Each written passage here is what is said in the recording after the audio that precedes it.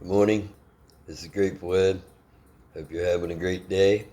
It is a great day to be alive. I thank God I'm alive and able to put out a video today and share my thoughts, express my views.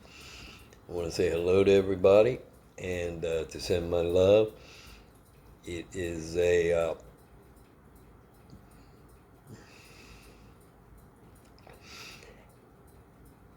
we've never experienced these things in the world before, and the things that are going on with our country, the world, you name it, and everything's happening at the same time. But it's all depends on how you look at it, I believe, because it's a great opportunity, also a great opportunity to stand up and defend what you believe in. And I'd like to thank I'd like to thank all the people at different levels who have given me the benefit of the doubt when it comes to telling my story and being able to try to balance out some injustices that have been going on in my community for a long time. And also for the people who have stood up, excuse me, also for the people that have stood up and addressed some of these I don't know, never-ending sagas and tragedies that have been going on, especially for themselves, but also, maybe for their family, to, address these family curses that had plagued them for so long, stood up and did something about it to try to bring justice to a situation. And, also for the family members, maybe that didn't have the willpower or, how can I say it, were overcome by some of these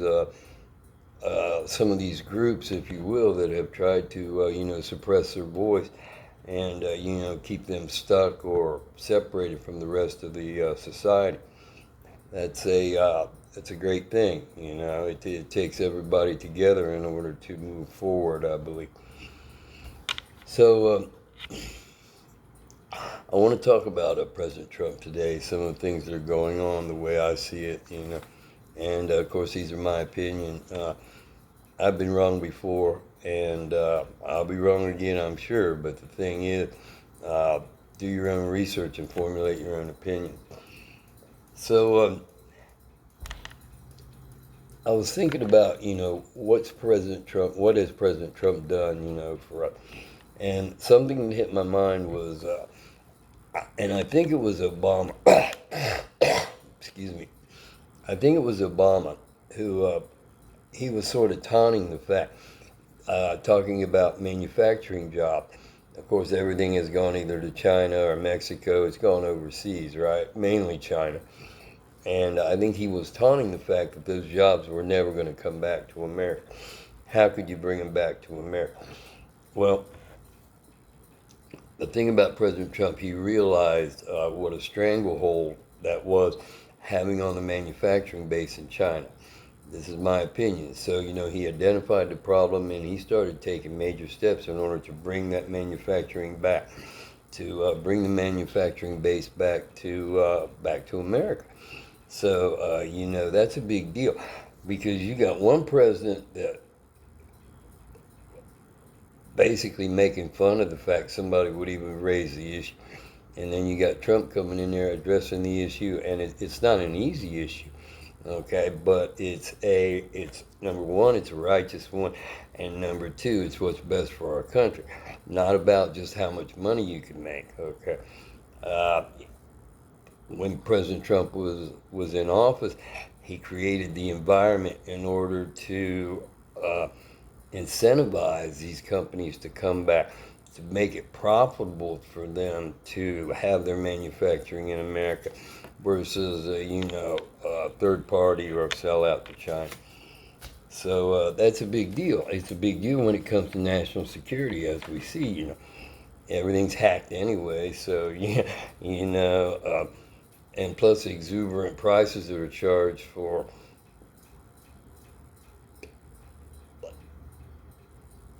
I won't say substandard. I'll say, everything is just too expensive these. So I'll leave it at that. Um,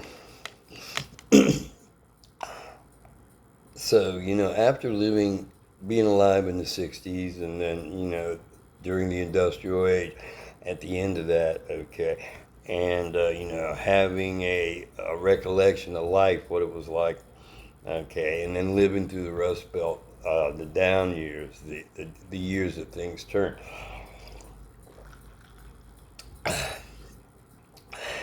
and seeing the effect that that had on the families, right? So, I don't know how long it's been, okay? I don't know if it's been 20 years, 30 years, 40 years, but, there was urban rumors, urban legend, all this crap, that robots were going to take over the manufacturing jobs, okay? And, that's where the AI comes in. I'll tell you, I don't know about AI, and I'm not a fan from my brief exposures, like on the telephone and shit.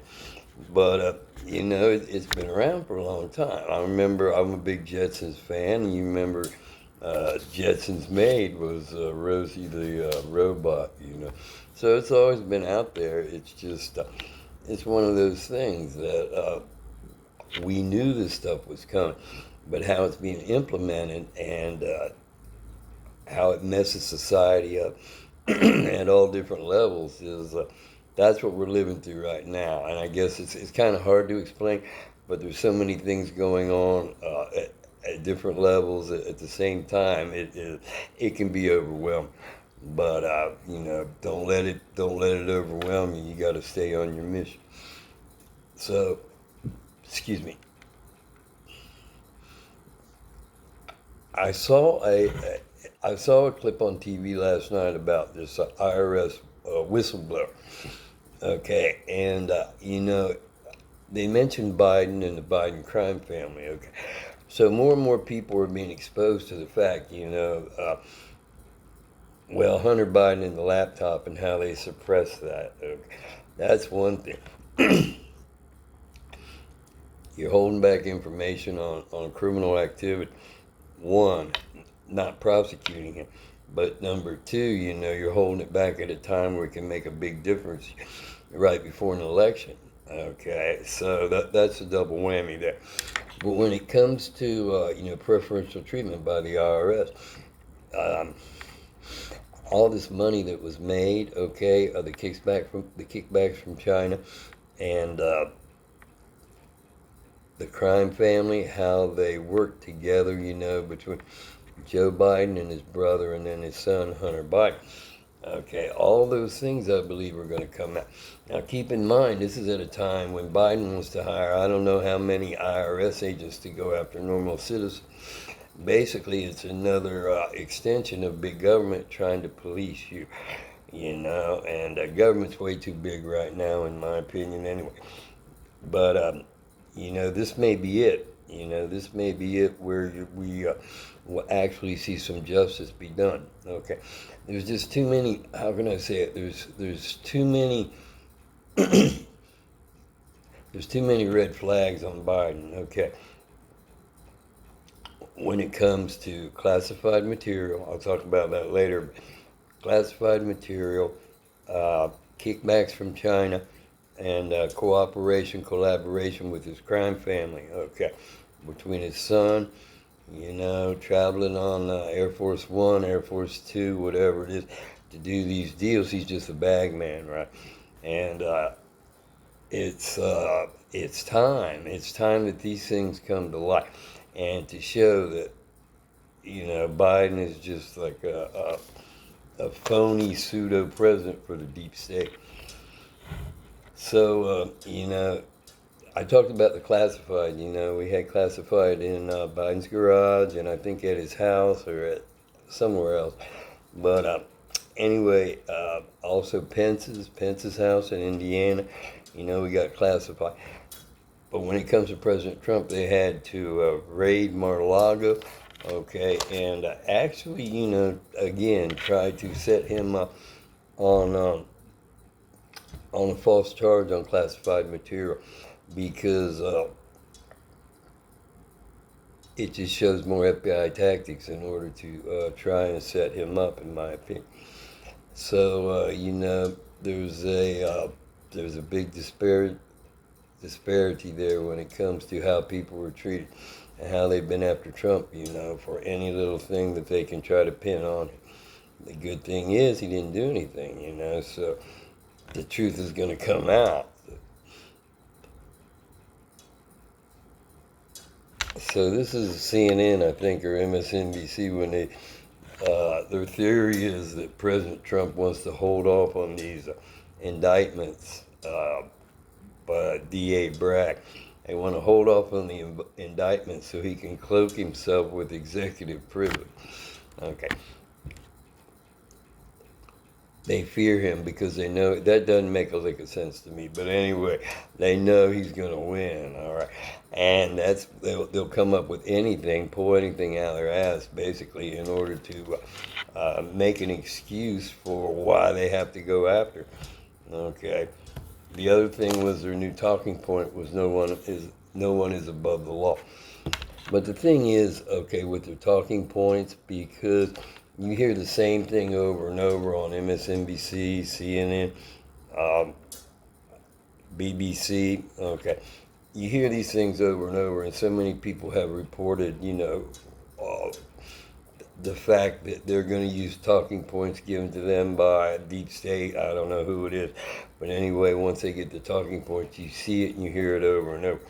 And if you put it like it, okay, if you use just a little bit of discernment where you say, okay, I hear this over and over and over, but to put it in context of really what happened, that's what you got to do. You got to really question these things. So it really doesn't hold much water on their talking points anymore because it's pretty blatant. Okay.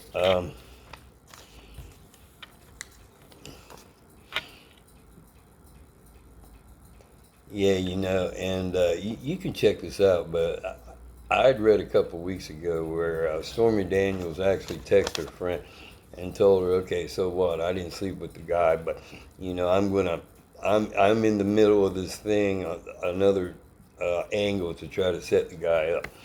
So, you can make your own decisions about that. I know a lot of people, they've got a lot of, ill feelings about President Trump about what's been reported, okay?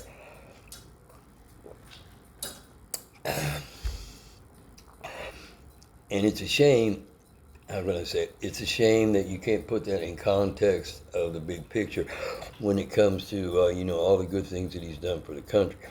So, I'm just saying, little by little, hopefully those people will come around. We'll see. Not everybody will. There's a lot of people, they're gone. They're way too far gone. Anyway, Judge Thomas, okay. And again, I remember watching these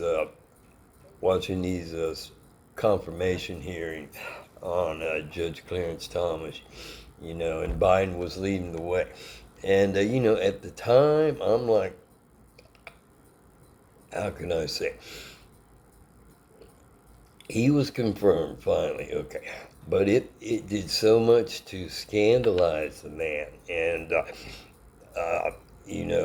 try to tarnish his reputation that I'm just saying that perhaps, they saw him as a liability, okay, a liability because perhaps he would not do, or they felt he would not do whatever they wanted him to do, and they didn't want to risk that, him being in the Supreme Court position, okay.